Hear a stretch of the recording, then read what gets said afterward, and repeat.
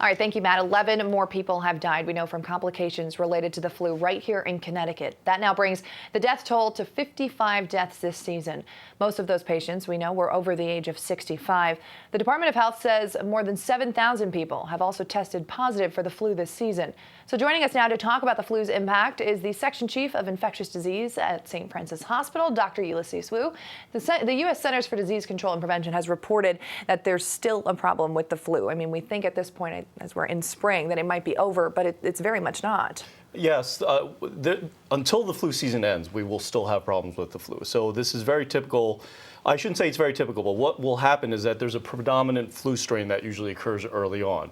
And then as that flu strain fades out, then other flu strains start coming in. And usually it's a B strain, and that's not usual in March. So we'll start seeing more influenza Bs, which are considered more mild, but also still dangerous at the same time.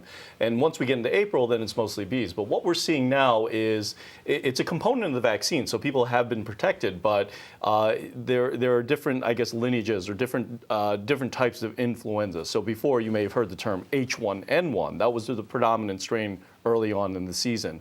And now we're starting to see a little bit of this H3N2, which we've seen in previous years, and again, part of the vaccine. Well, it kind of lends itself to my next question is we're seeing that virus. What typically about that is what's making people sick? How are those symptoms kind of manifesting? Well, it manifests the same, it should manifest the same as as other influenza strains.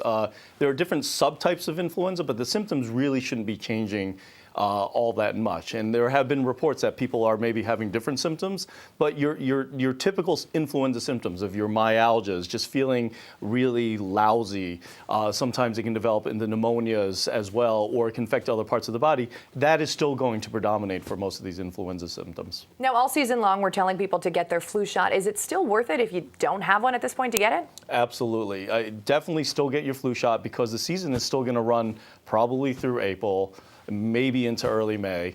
And some protection is better than no protection. So I would still encourage people to go out and get their flu shots. All right. Well, thank you so much for joining us here today and for shedding a little bit of clarity on this subject. And of course, we here at Fox 61 will continue to keep you updated as we get the latest numbers.